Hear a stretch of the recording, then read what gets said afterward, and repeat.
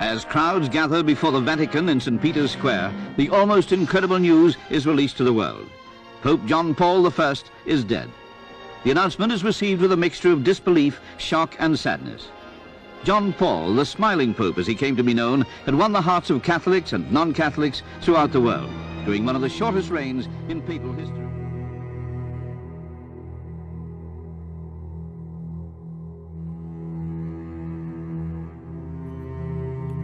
Although seemingly unknown and not a major player at Vatican II, Cardinal Albino Luciani became Paul VI's successor on August 26, 1978.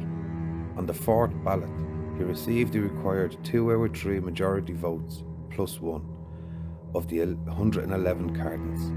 Cardinal Siri received 11 votes. Lorchester received 1. Luciano chose the name John Paul I to show he would continue the work of his heretical predecessors, John XXIII and Paul VI. Amazingly, this conclave had the same problems that had occurred during the election of John XXIII, regarding smoke and a proper fitting cassock. When the ballots were burned, the chimney from the Sistine Chapel produced black smoke, white smoke, and then grey smoke.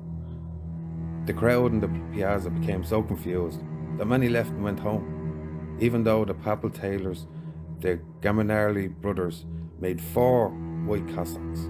They never considered Luciani as papable. When Paul I donned the extra large cassock, he seemed to be swimming in it.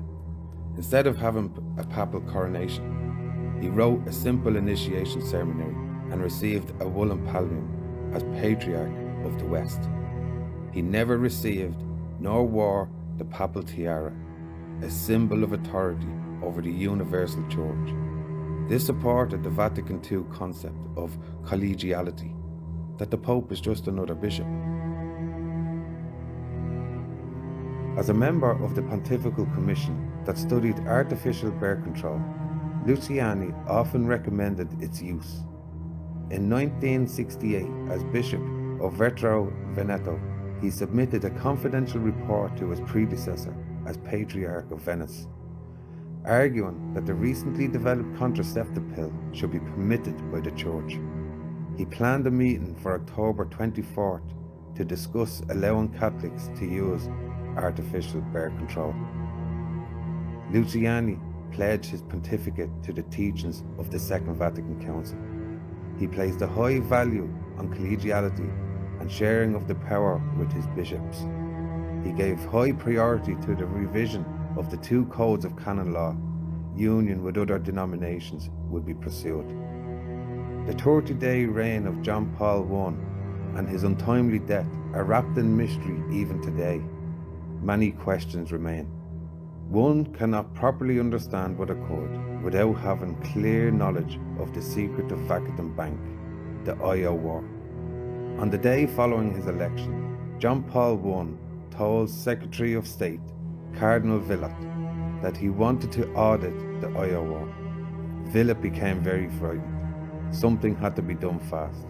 There was to be a review of the entire financial operation of the Vatican. A detailed analysis of every aspect. No department, no congregation, no section would be excluded.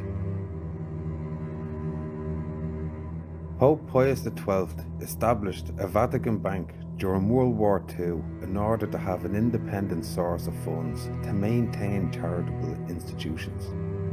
In 1939, Bernardo Nogara headed the Vatican Bank after being approved by a panel of cardinals. He wrote its charter and was to protect the assets of the Holy See. Unfortunately, Nogara may have been a Nazi spy. On June 27, 1942, the Vatican Bank became known as the Instituto per la Opera e Religione, the IOR, with its sole office located in the Vatican City. With little oversight, changes occurred rapidly, and secretive, questionable banking practices ultimately led to the corruption and rampant abuses. The Mafia and Freemasons had now their foot in the door of the clandestine Vatican IOR. In order to avoid detection, they used fronts and holding companies to acquire other banks and properties. The IOR became an excellent place to launder money. As a sovereign state, the Holy See cannot be subjected to any ruling by any foreign court. It remains an institution with over 50 billion in securities, gold reserves that exceed those of some industrialized nations, real estate holdings that equal the total area of many countries, and opulent places containing the world's greatest art treasures.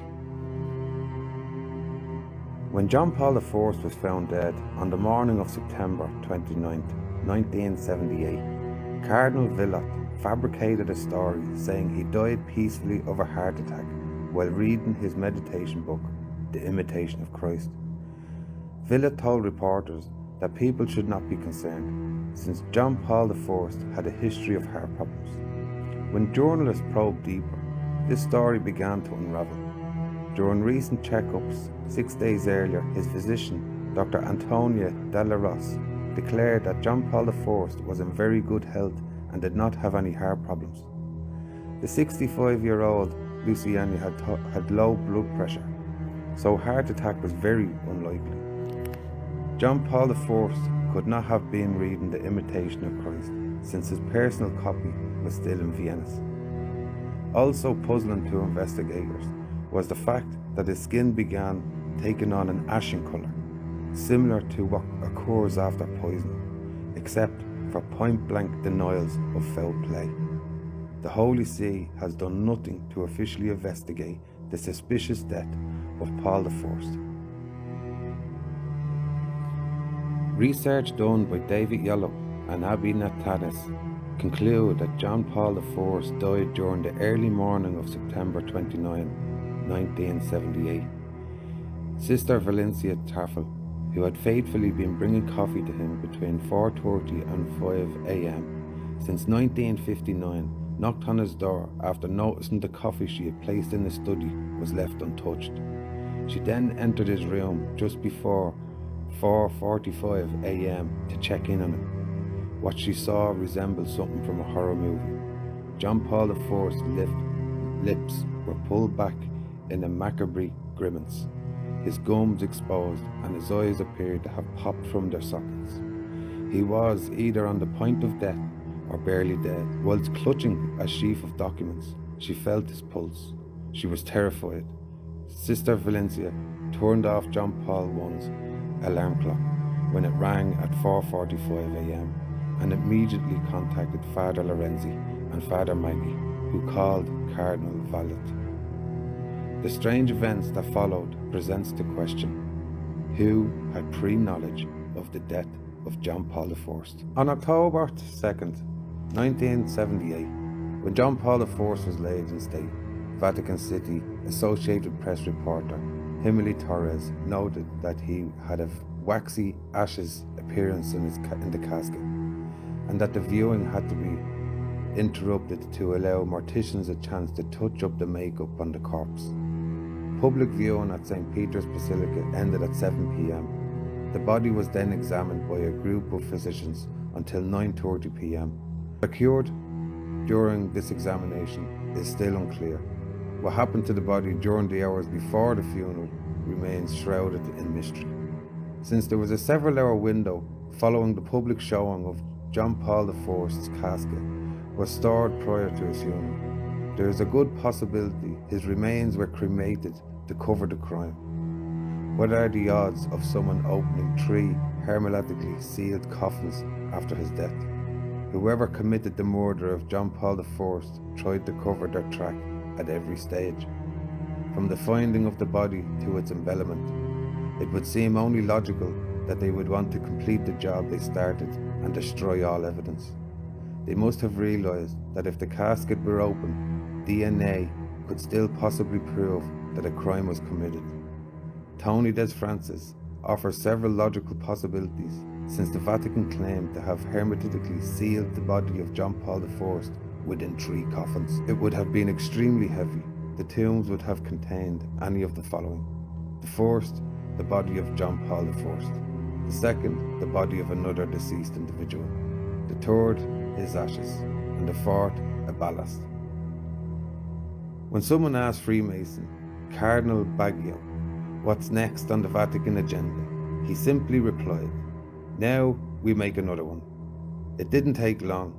Once John Paul II was elected, all memory of John Paul IV faded from sight and mind as if he never existed.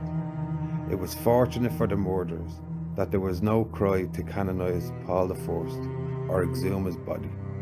It was deemed best to let sleeping dogs lie.